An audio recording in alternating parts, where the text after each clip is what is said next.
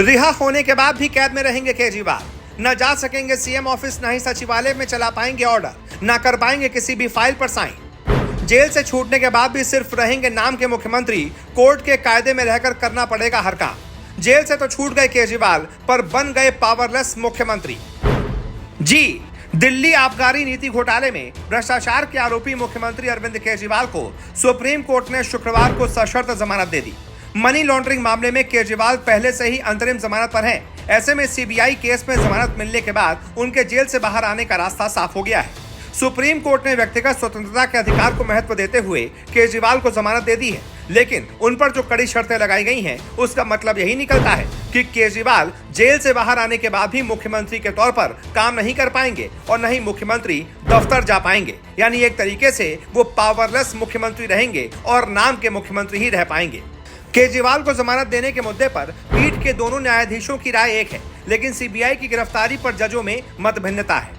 Justice Suryakant ने CBI की गिरफ्तारी को वैधानिक ठहराते हुए कहा कि उसमें कोई प्रक्रियात्मक या कानूनी खामी नहीं है, जबकि जस्टिस उज्जवल भुइयां ने सीबीआई की गिरफ्तारी पर सवाल उठाए और सीबीआई को पिंजरे में बंद तोते की धारणा से बाहर आने की नसीहत दी। मनी लॉन्ड्रिंग मामले में सीबीआई ने केजरीवाल को 26 जून 2024 को गिरफ्तार किया था। सुप्रीम कोर्ट ने यह फैसला दिल्ली हाई कोर्ट के आदेश को चुनौती देने वाली अरविंद केजरीवाल की अपीलों पर दिया था। केजरीवाल ने 2 अपीलें दाखिल की थी, एक में सीबीआई की गिरफ्तारी को चुनौती दी थी और दूसरी में जमानत की मांग की थी।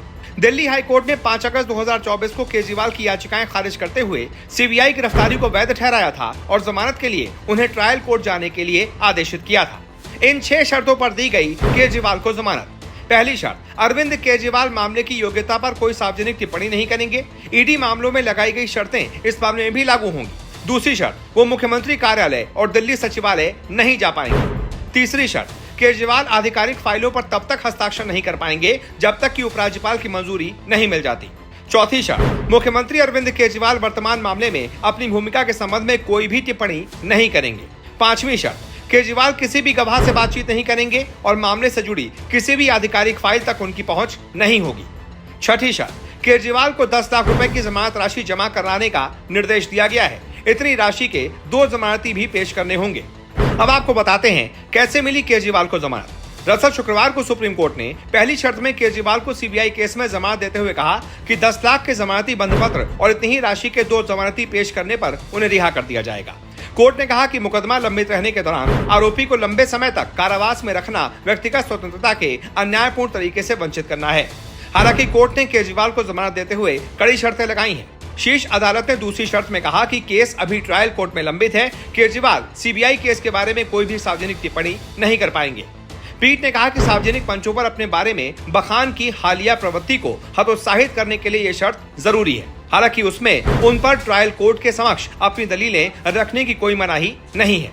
इसके अलावा कोर्ट ने शर्त तीसरी लगाई है कि केजरीवाल ट्रायल के जल्दी निपटारे के लिए ट्रायल कोर्ट को पूरा सहयोग देंगे। हर तारीख पर कोर्ट में पेश होंगे जब तक कि उन्हें पेशी से छूट नहीं दे दी जाती। यानी कुल मिलाकर केजरीवाल को जमानत तो मिल गई है, लेकिन वो बिना हाथ पैर के मुख्यमंत्री होंगे। यानी कि एक तरीके से सिर्फ नाम के मुख्यमंत्री होंगे, काम नहीं कर पाएंगे।